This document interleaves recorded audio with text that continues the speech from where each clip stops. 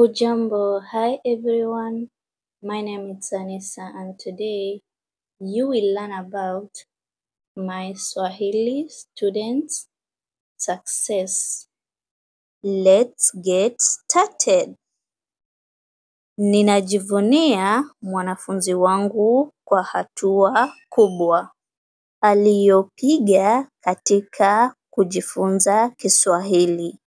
Ninajivunia mwanafunzi wangu kwa hatua kubwa aliyopiga katika kujifunza Kiswahili.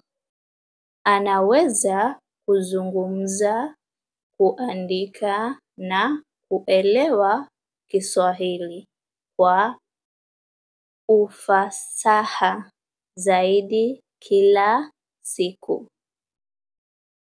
Anaweza kuzungumza, kuandika na kuelewa Kiswahili kwa ufasaha zaidi kila siku.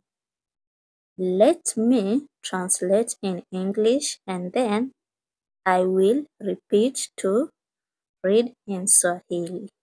I am proud of my student for the great progress made in learning Swahili.